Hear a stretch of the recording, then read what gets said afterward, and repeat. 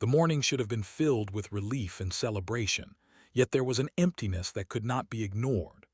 One bed in the barracks remained untouched, its blanket folded so precisely it looked almost ceremonial, as if someone had planned this absence in advance. Outside, the world carried on as usual. Birds sang, carts clattered on cobblestones, and yet inside, time felt suspended. No explanation was offered, no whispers were exchanged, just the silent weight of someone missing, permanently gone. The eyes of the women flickered toward the empty bed and quickly looked away. Something had been lost forever, and the system, cold and bureaucratic. Something didn't add up that morning. A single order arrived that morning, typed neatly on official stationery. Pack one box only. The instruction was precise, calm, almost administrative, yet carried a weight that was unmistakable. No discussion, no negotiation. The order had to be followed. The women, still adjusting to the news of the war's end, obeyed automatically. Whispers hinted that others had already complied, and hesitation felt impossible. Hours passed as they measured, folded, and packed their single box, all under the ever-ticking clock. Something about this decision felt unnecessary, yet it was absolute. No choice existed. That was the moment when the quiet undercurrent of control shifted, unnoticed by the casual observer. No one questioned why only one box was allowed. In one corner of the barracks, a cot lay bare, stripped of bedding, the straw mattress pressed into a strange indentation, a body that had once rested there now gone. A faint smell lingered, subtle but undeniable, like a warning no one wanted to name. Suppressed murmurs ran through the room. One woman's hand twitched nervously, then froze against her side. The attendant's log recorded her presence, but the name was missing elsewhere. It was a small anomaly, almost imperceptible, yet it whispered that something was wrong, something bigger waiting to be discovered. The air felt colder, heavier, and eyes darted from corner to corner, sensing a story that no one dared tell. The cot told a story no one wanted to speak. The women returned from the work detail, shoes scrubbed to a dull shine, hair tied in tight buns. Their movements were precise, careful, eyes constantly flicking to corners, weighing every shadow. Silence hung heavier than any conversation, each glance a subtle assessment of what might be noticed. Someone always glanced at the clock, but not to check the time. Whispered footsteps replaced chatter. Doors closed mid-sentence. A cough, a laugh, even the wrong look could ripple through the room like an invisible warning. No rule was explained, yet all were known instinctively. Breaking a rule meant more than punishment. Even friends avoided each other's eyes. Smiles were forced, nods measured. Every interaction carried unspoken calculations, as if a single misstep might shift the balance of the day. It wasn't just silence, it was a warning. Chairs scraped slowly. The wind outside sounded louder than usual. Every tick of the clock echoed in the empty corners. Conversation stalled, replaced by a suffocating presence that seemed to observe each woman. No one laughed, not once. Even the smallest questions, like when they would leave, hung unspoken. A pause was answer enough. Silence became the language of survival. Asking invited consequences. Everyone knew it. Suddenly, routines cracked. Meals arrived without explanation. One familiar face stopped appearing entirely, though the records insisted she was still present. Equipment was rearranged, subtly, contradicting previous orders, yet no one mentioned it. A small instruction vanished from the board, leaving only a blank space where guidance had once existed. The air thickened with a sense that hidden events were unfolding. Each change was minor, almost ignorable, yet together they whispered a truth too heavy to face. That absence mattered more than anyone admitted. A folded note appeared under a door, only one line legible. "It's done again."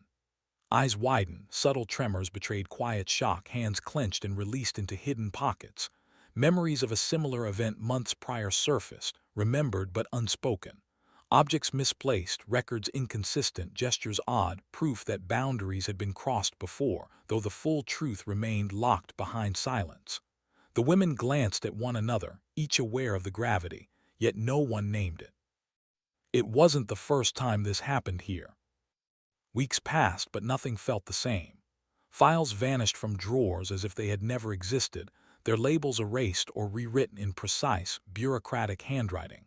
The ledger that once held names now had blank spaces, and one in particular, a woman whose absence had already been noted, simply never appeared again. Staff moved carefully, measured in every word and gesture, as if a misstep might reveal more than it should.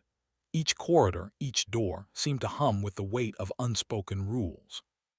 The women adapted instinctively. Habits formed in silence, avoiding certain corners of the barracks, speaking only when absolutely necessary, glancing at schedules that no longer matched reality. The air was thick with what was missing rather than what was present. A chair left askew in the dining hall, a clock slightly behind, a ledger page torn, tiny discrepancies that screamed louder than words. That wasn't recorded. One day, a new schedule appeared on the notice board, meticulously formatted, yet one name had vanished completely. Another day, a familiar routine shifted without explanation. Footsteps once audible no longer echoed. A window previously open stayed closed. Memory clung stubbornly to what the records had erased. Every glance, every hesitation, every whispered word became evidence of what had occurred, and yet authority maintained an impenetrable calm. Someone noticed, no one spoke. The women carried these invisible traces in their posture and behavior. The way they folded their blankets, the careful way they passed each other in narrow hallways, the unspoken understanding never to ask questions. Each microaction a survival mechanism in a system that had quietly rewritten reality. The shift never existed on paper. The barracks felt simultaneously familiar and alien. Normal tasks were performed, yet every step carried the memory of what had been erased. Psychological tension built slowly, imperceptibly, like shadows lengthening in a room where the lights never change. Silence became a language, and the weight of authority unseen but ever present. Eventually, life returned to what appeared to be normal. The women resumed their chores, cleaned the floors, arranged the barracks, and joined the regimented meal schedules. Every movement was precise, almost mechanical, yet beneath the surface, subtle echoes of the past lingered. A glance lingered too long at a closed door. A hand hesitated on a doorknob. Even the most mundane questions, when is the next shift? Or can I borrow a blanket? Were spoken cautiously, as if they might betray something forbidden. The imprint of authority's invisible hand had become instinctual. Obedience no longer felt like an obligation. It was woven into every step, every glance. Silence had transformed from absence into a shield, a survival mechanism. Conversations were measured. Laughter was rare and muted, always careful not to attract attention. Shadows in the corners of rooms seemed longer than necessary, carrying weight from events that could not be acknowledged aloud. A single bed remained empty, its blanket folded with meticulous precision, the indentation where a body once rested a permanent reminder of absence. Nearby, a single box packed and unpacked countless times, sat quietly, its contents insignificant yet strangely monumental in memory. No one ever questioned it. No one ever explained it. And so the barracks carried on with an uneasy normality, heavy with unspoken knowledge. Silence became a habit, more lasting than any order. Even as days turned into weeks, the past left indelible traces. Posture, gaze, and gestures were subtly altered, shoulders slightly tensed, eyes flickering instinctively toward corners or empty spaces, hands brushing objects carefully as if testing for hidden meaning. Every movement whispered the lesson the women had absorbed without discussion. Authority could erase records, rewrite protocols, and still claim control. But memory, human memory, refused to be erased. The moral tension was quiet but persistent. Life had resumed, but it carried the invisible weight of compliance. Obedience had exacted a cost, and the cost lingered not in punishment but in behavior, in instinct, in thought. Each woman's reflection in a polished window or a mirrored surface carried an echo of that unspoken truth. They had survived, but the survival itself had become a silent burden. Even as the barracks rhythm seemed to recover, there was an unspoken acknowledgement among the women. They walked in line, they worked silently, they spoke sparingly. But their minds traced the empty spaces, the missing names, the orders that had quietly shifted their world. Nothing like that ever happened again, yet the lesson endured. It was not in a record. It was not in a schedule. It lived in posture, in caution, in the quiet weight each carried. The camera of memory, so to speak, captured it all. The unasked questions, the avoided doors, the silent rituals that had become habitual.